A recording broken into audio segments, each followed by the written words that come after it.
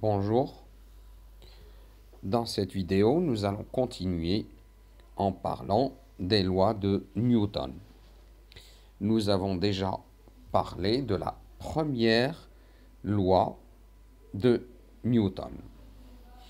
Dans cette vidéo, nous allons parler d'une deuxième loi de Newton et c'est l'une des lois les plus fondamentales de la mécanique. Cette deuxième loi de Newton s'applique dans les cas où le corps est en mouvement. Vous voyez que sur la photo à gauche, il y a un skieur en train de faire du ski. Et dans la photo de droite, il y a quelqu'un qui est en train de sauter d'un avion. Ça s'appelle une chute libre. Donc, dans ces deux cas, le corps est en mouvement. Et donc, il sera gouverné par la deuxième loi de Newton. Dans la première loi de Newton, nous avons déjà vu que la somme des forces est égale au vecteur nul était équivalente au fait que le vecteur accélération du centre d'inertie du corps est nul. Et on peut vraiment penser que ces deux vecteurs sont peut-être collinaires. Et en travaillant dessus, les physiciens, en particulier Newton, aboutit à la deuxième loi, c'est-à-dire la généralisation de la première loi. Si la somme des forces extérieures agissant sur un vecteur n'est pas nulle, eh bien, qu'est-ce qu'on peut dire de l'accélération du centre d'inertie de ce corps? Eh bien, cela aboutit directement à la deuxième loi de Newton.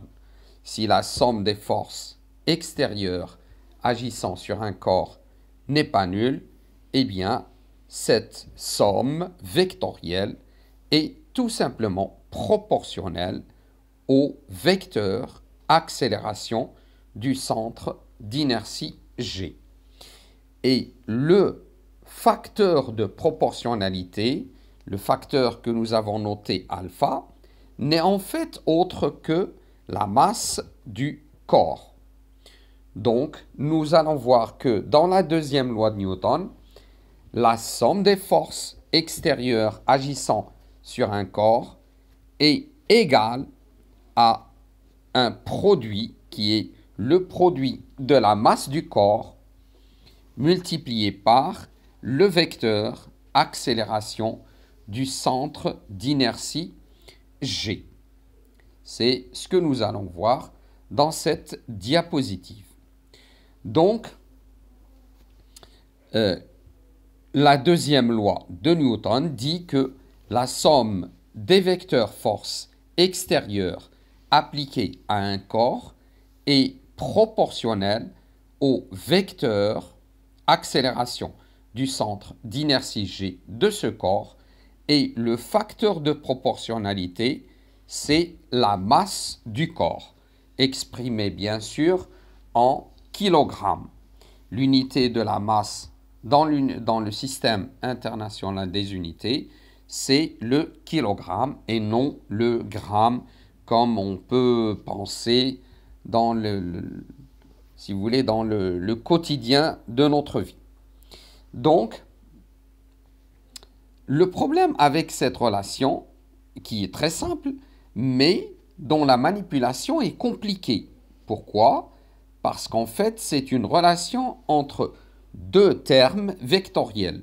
Le vecteur à gauche, là, qui est la somme des forces, qui est donc la force résultante de cette somme, qui est un vecteur, et le terme qui est à droite, et qui est tout simplement le produit d'un nombre m positif par le vecteur accélération, qui est un vecteur. Donc le produit m fois hg n'est autre qu'un autre vecteur qui est la somme des forces extérieures. Alors la manipulation des vecteurs n'est pas chose facile. C'est pour cela que nous allons utiliser des techniques mathématiques qui nous permettent de passer d'un vecteur à un nombre.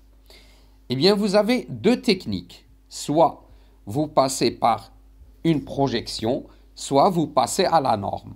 Le passage à la norme semble ne pas être très souvent utile. Donc, nous allons passer à la projection la plupart du temps. Donc, dans la deuxième loi de Newton, la somme des vecteurs force extérieure appliquée à un corps est un vecteur qui a la même direction que le vecteur accélération du centre d'inertie G du corps. Il a donc la même direction. Il a le même sens car le terme ou le facteur m est un facteur positif.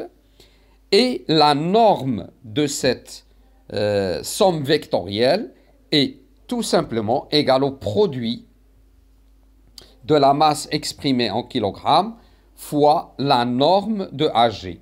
Ceci n'est justement que l'expression un peu détaillée de la deuxième loi de Newton. Et vous voyez son expression vectorielle qui est très simple. Somme des forces extérieures égale MAG vecteur. Alors, comme je disais, en fait, cette relation vectorielle est un peu compliquée à manipuler. Donc, on va soit opter pour le passage à la norme, soit opter pour le passage par ce qu'on appelle la projection. Eh bien, c'est la projection qui donne le plus de résultats, les résultats les plus intéressants. Donc, nous allons le plus souvent, très souvent, passer à la projection.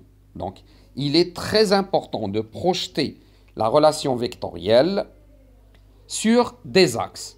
Ça peut être un axe, comme ça peut être un deux axes, pas deux axes, mais ça peut être deux axes ou même trois axes.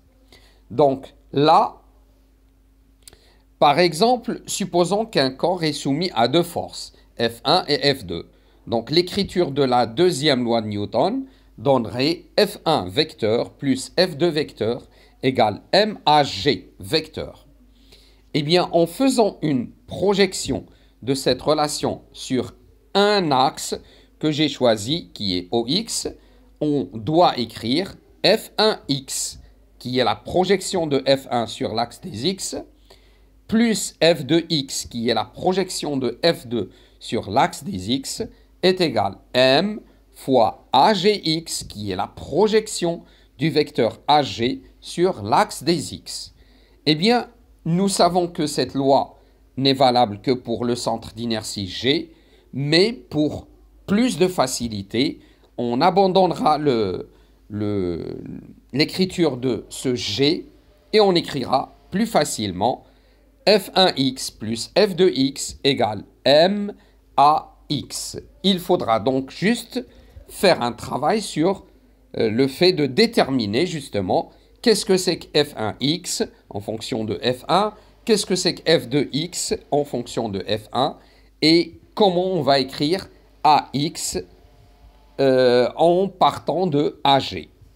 Comme nous ne connaissons pas AG, eh bien ce sera surtout, le but sera de déterminer ce AX. Mais il faudra connaître avec précision F1x et F2x. Merci. Alors, dans la suite, nous allons essayer de faire des exemples, d'appliquer ça à des exemples. Merci.